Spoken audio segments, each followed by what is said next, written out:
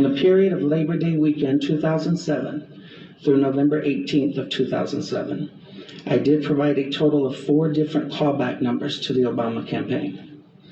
As I had moved and I had changed the numbers to reflect locally my place of residence at the time. In late September to early October, excuse me, I lost my place here.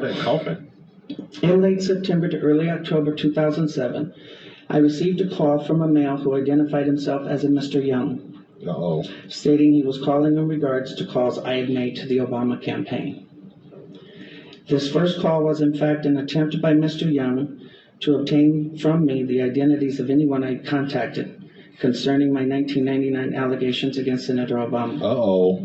This first call shocked me in that this Mr. Young asked me why I had, excuse me. What's up with all this coughing? I mean, you got something? You might be nervous. Why I had never mentioned to the Yeah. We know shocked me as that's like right before somebody be like, It's not that funny. Ricola. Ain't no Ricola, they probably poison the man. I had never, whoa, hold on, I'm lost here. Slow poisoning. They're like one of the special. I can't even see it.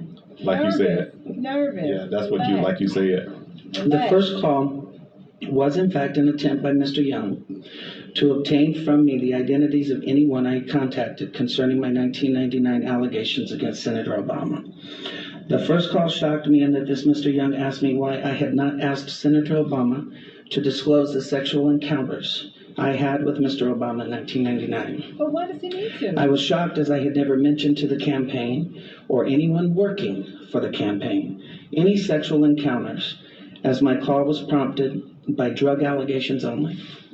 The call ended with Mr. Young stating I would hear from someone in a few days. In mid to late October 2007, I received a second call from this Mr. Young, at which time I clearly became aware that this individual was personally involved with Senator Obama rather than just an employee of his campaign. The tone of the conversation had a sexual nature. Mr. Young did not once advise me how he obtained my phone number, which by this time had now changed to a Delaware number. In late October 2007, I received a text message from the gentleman identified as Mr. Young, in which he stated he was intimately involved with Senator Obama and that Obama was discussing with him and his pastor how to publicly acknowledge Senator Obama's drug use in 1999. Wait a minute. And that Obama... Another person? Or was this talking about him? So, no, it was somebody else. The man, Mr. Young must have had an intimate relationship or, relations with him. So he's reaching out to him, asking like, okay, so what's going on? Yo. Wanted to be sure I had not discussed the sexual encounters or drug incidents with any media at that time. In mid to late November 2007, in another text message from Mr. Young, he advised me that Senator Obama will publicly correct his statement as to the last time he used drugs, and I did not need to concern myself with publicly disclosing it myself. The last contact I had with Mr. Young was in early December 2007, when he made it clear to me that Senator Obama had no intentions of publicly acknowledging his 1999 use of crack cocaine, and that Mr. Young was in fact doing nothing more than milking information from me for Senator Obama's use.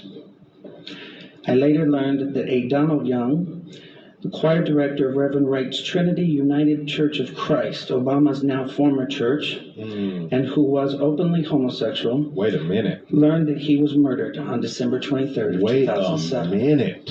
Who was murdered? Mr. Young? Mr. Young was a pastor of a church. The church that he's no longer, I guess, a member of, but he was the pastor of the church. Wait a minute. This is getting a little scandalous. But my question is, I guess so maybe that is why he started to come out about it. But my thing is, let's just rewind. Why do you care if he comes out about his drug use to the public? Is it really relative? I guess you would want to know. No, but the sexuality thing is extremely relative. But my thing is, okay, if this is what you did when you were a senator, is this a habit that you're going to take to you as president? You know what I'm saying? We don't know. We don't know And what we they don't do. know what they do behind closed doors. Do you think these Now people think don't about come this, out and then think about this. a addiction like Hunter? That's different. Think about this. You have those situations, and then bring back the present day with the chef.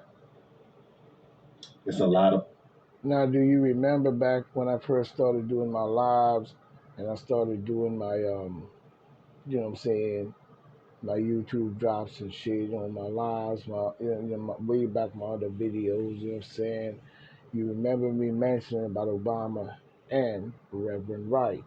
You know what I'm saying? Told many people that because I spot that in itself over going back. You know what I'm saying? When Obama was running, how this Mr. Reverend Wright was constantly jumping up for Obama, speaking for Obama every time we turn around. And the things that he was defending Obama against was mainly, one of them loudmouth con artist ass preachers, you know what I'm saying, or whatever you want to call it, so, you know what I'm saying, pre-Archer, you know what I'm saying, and he was out there, shooting them arrows, you know what I'm saying, to protect Obama. You know what I'm saying? And I saw right through their bullshit and his make believe, as we could say. Now you notice that this gentleman here also mentioned Reverend Wright and so forth. Pay attention.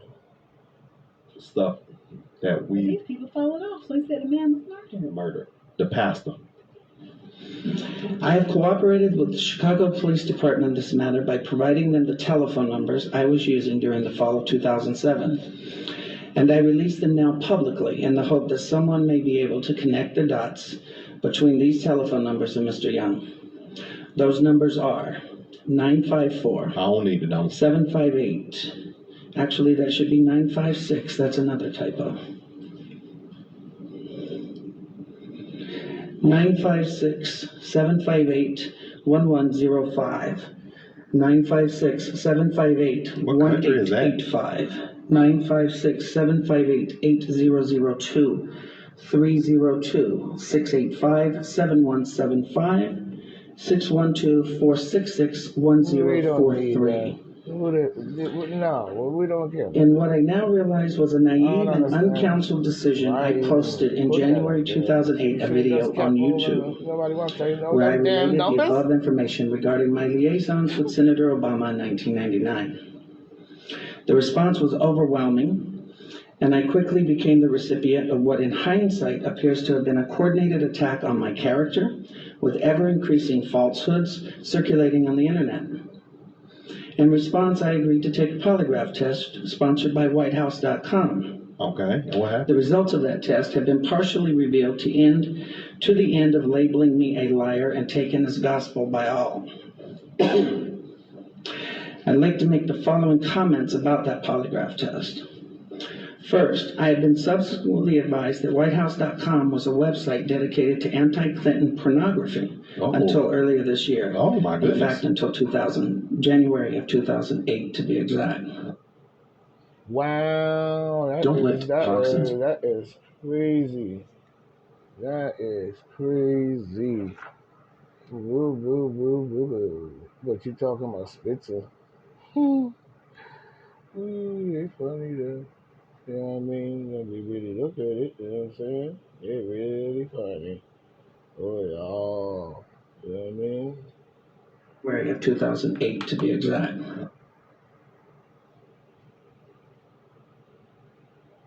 Oh, Second, I have now come to understand that lie detectors are junk science at best, which is why courts of law refuse to use them. Third, a review of the results by a George W. Matchett, PhD of antipolygraph.org, raises serious questions about the legitimacy of this particular examination. Indeed, overlooked by almost everyone is that WhiteHouse.com's own examiner, Dr. Gordon Barlin, Salt Lake City, Utah, observed that on the drug question regarding Senator Obama, that the computerized score found that there was less than 1% probability of deception by me. whoa. That's about as high a passing score as one could possibly obtain. Finally, in February 2008, I was told anonymously that Dan Parisi of WhiteHouse.com received $750,000 from the Obama campaign through David Axelrod's AKP Media and Message One, or Messaging Media, I think, to organize an effort to publicly discredit me. When I confront And that's as far as we're going with that bull. Nobody cares about Obama anymore. He's not the president, nor can he run again. So he's out of the picture. You know what I'm saying? And nobody give a shit about his sexuality. Who gives a flying fork? It's just the fact that you're pushing an agenda on in the government on people that should not be pushed on the people and signing bills that you should not have signed. You know what I'm saying? So we know where it came from. How and much of what's going on today was all planned out. And the instance I'm showing in this is the planning out of what was to come from Obama administration. You know what I'm saying? In his garbageness. You see what I'm saying? And had been going on even going back a few years in the garbageness. You know, paying drag queens to do storytelling in the schools. Okay, but we're going to move on from that. You get the picture. We must have a rounded understanding. So now let's take a look at, you know what I'm saying, because from here on out, we're going to do a little bit of YouTube and listening to what's going on out there, you know what I'm saying, because it's the information highway. It's PBNN from Black National News, the late and the great edition. That newscast was done by, um, where is it? Yeah, it was done by Seabow and Snapper. That's their newscast. I just was listening to the information, you know what I'm saying, at the same time. You know what I'm saying? We let them. So you could go and give them a thumbs up and also subscribe to their channel as, you know, Bombshell seems to come in on their situation. So, you know what I'm saying? So you subscribe, you know, to their channel and help their channel to grow. They have 3.7K going on. So now we're going to look at, you know what I'm saying, this one here that came in on the Jizzy with the one Twizzy in itself, you know what I'm saying, of Ocasio Cortez and her bullshit. You know what I'm saying? And many other things, you know what I'm saying? You know, we see many things coming in on the Richter scale that we're going to check out. You know, we have a lot of work to do. And the work must go all the way through even after the election and anything else that is said therefore. You know what I'm saying? I'll tell you, I've been to the border. I've been to the Biden cages for 4 years. This is Ted Cruz coming in on Ocasio Cortez. You know what I'm saying? And this is Ted Cruz dropping it that fire as he usually do. And that's one thing I like about Ted Cruz is he drop fire. You know what I'm saying? I don't always agree with Ted Cruz on, you know, certain things he says and so forth and so on, because, you know, but when it comes to his job and what he does and how he brings that fire, I like the way Ted Cruz drops it. You know what I'm saying? And he be putting it on their behind. So let's check out Ted Cruz on that one. I'll tell you, I've been to the border. I've been to the Biden cages. For 4 years, Democrats went on and on and on. Now, you heard what he said. He's been to the border. He's been to the Biden cages. But yet still, they said it was Trump. Let's do that again.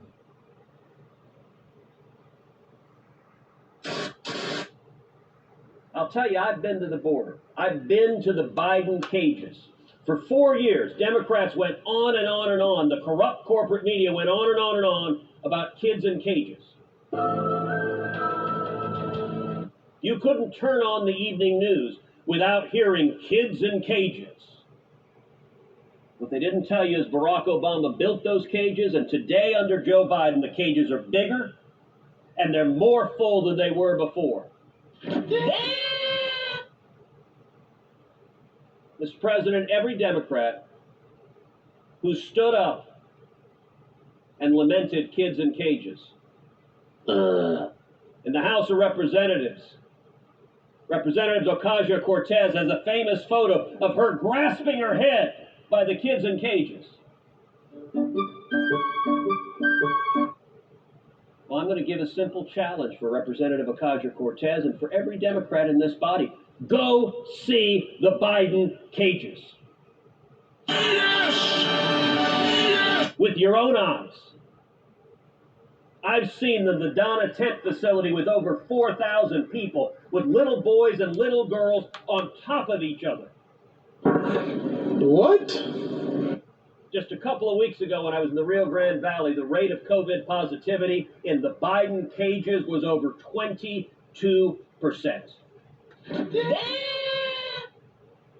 And all the Democrats who talked about this, if they don't go, if they don't denounce the Biden cages, then they're telling you that they're hypocrites. That they didn't believe it when they said it, that they didn't care about it when they said it, that it was all politics. It wasn't about their kids. This is coming in by, I think it's Broad Walk, 43.8K. You know what I'm saying? Giving them a thumbs up. We're going through. But this is their podcast. It was dropped 23 hours ago. You know what I'm saying? You need to get over to their channel and I'll give them thumbs up because I noticed they'll be dropping it as well. And we're giving all thumbs up to those who stand on the back of the necks of these clowns. You know what I'm saying? And this is coming in by Broad Walk. You know what I'm saying? That's BOARD. Broad Walk. Let's continue. Why does Joe Biden refuse to go to the Rio Grande Valley? Because if he goes, the TV cameras will come with him. Why does Kamala Harris, who's supposed to be the border czar, she's supposed to be in charge of this, why won't she go to the Rio Grande Valley? Because if she went, the TV cameras would come and would show the Biden cages. And the Democrats are counting on the corrupt corporate media to suddenly say nothing to see here. 15,000 Haitians under a bridge in Del Rio, nothing to see here. So wait a minute. Wait. Anyone want to know what Joe Biden's favorite ice cream flavor is? That's the news. Never mind 1.2 million illegal immigrants. Never mind when I took 19 senators down to the border, we went out on the river and saw a man floating dead in the river who died trying to cross illegally. Never mind the South Texas farmers and ranchers, the moms who told me, I won't let my teenage kids go out on our ranch without being armed with a loaded firearm. I'm tired of this, man. Because there's so many human traffickers and narcotics traffickers that it's dangerous for them to go out on their own ranch. Wow. Never mind the South Texas farmers and ranchers who told me at round tables how tired they are of going out and finding dead bodies. Wow. Wait a minute. Wait. You want to understand what's happening? Say there's no crisis? Come to Brooks County. I invite every Democrat here to Brooks County. Brooks County in South Texas. It's just north of the border. Okay. Brooks County, over and over and over again, they're dead bodies of illegal immigrants. The traffickers who are bringing them in, they're not nice guys. They're not humanitarians. They don't give a damn. That means if one of the illegal immigrants is a pregnant woman, is a young child, is elderly, is sick, they just abandon them. What? They leave them in the rough terrain, in the summer heat, and over again. Farmers and ranchers encounter dead bodies on their property. I'm tired of this, man. Don't scroll away. Everybody want to hear that bullshit by you? Clown ass. You know what I'm saying? I want to hear that shit from you. You know what I'm saying?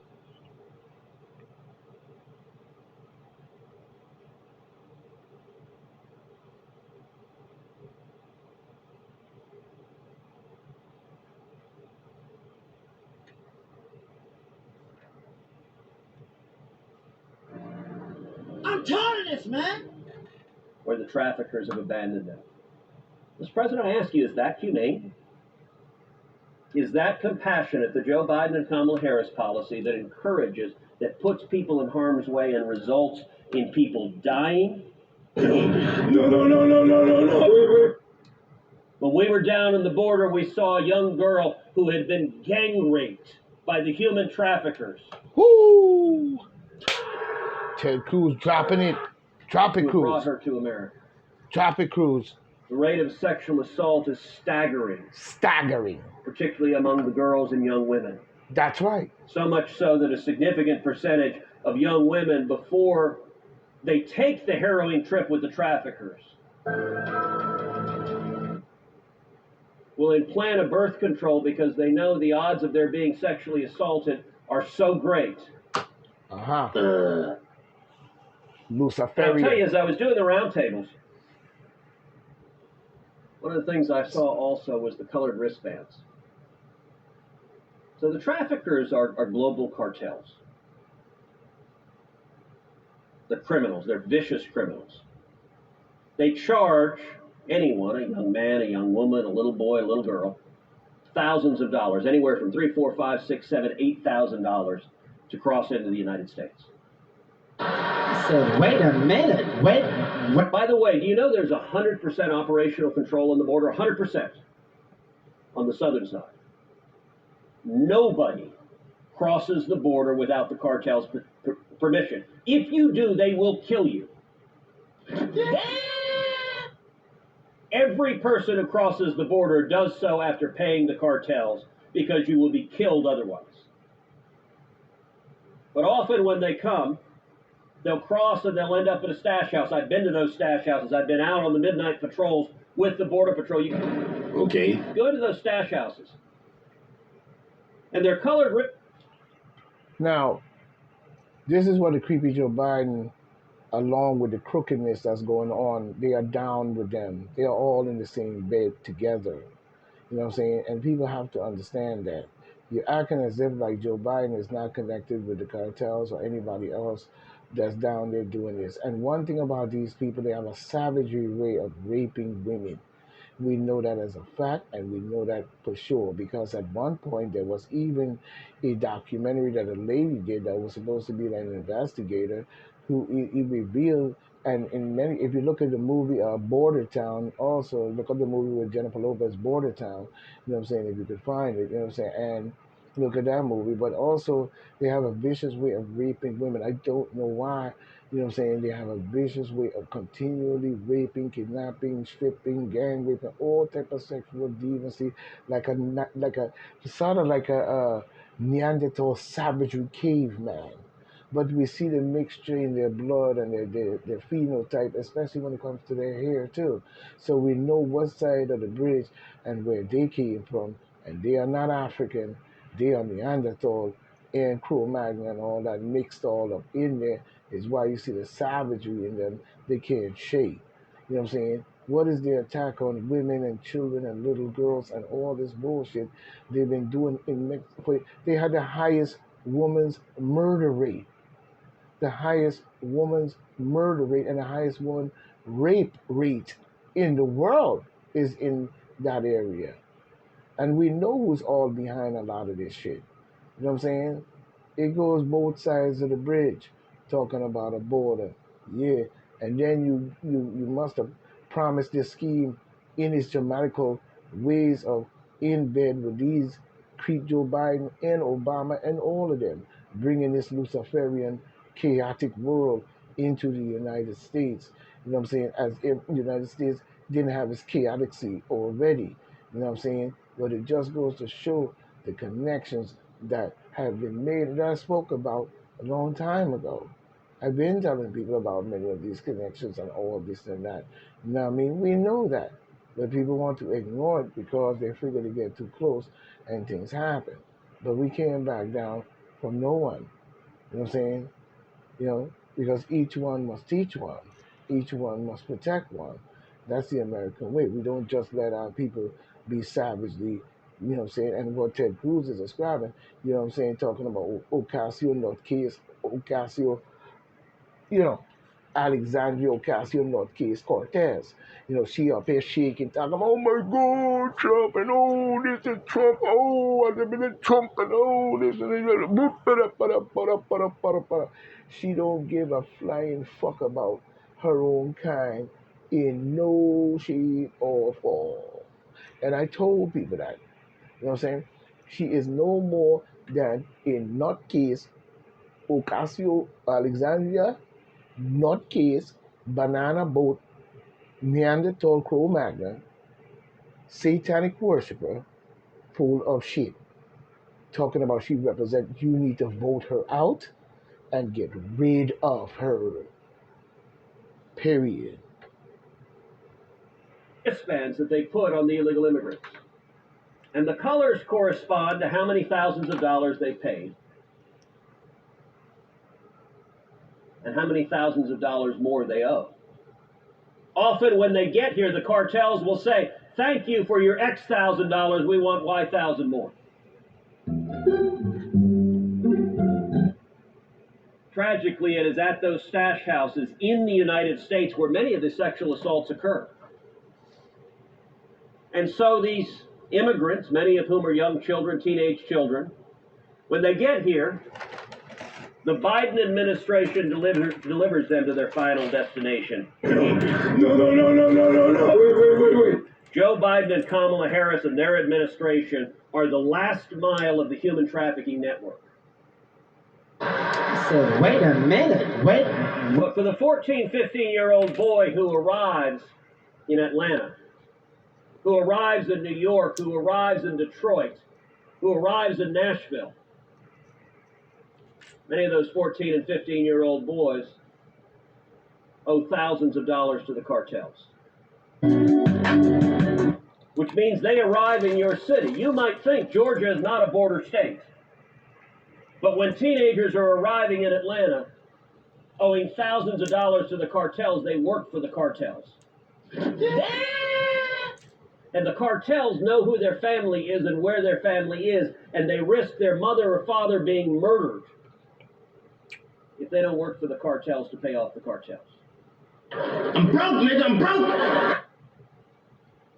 Young women have it even worse. There are teenage girls who make the decision, I want to come to America, I want to come to the promised land. We've been a beacon of hope to millions throughout our history.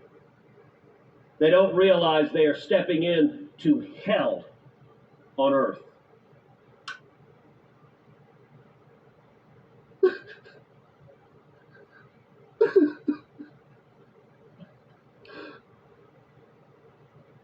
Bank of America. Well, there you have it.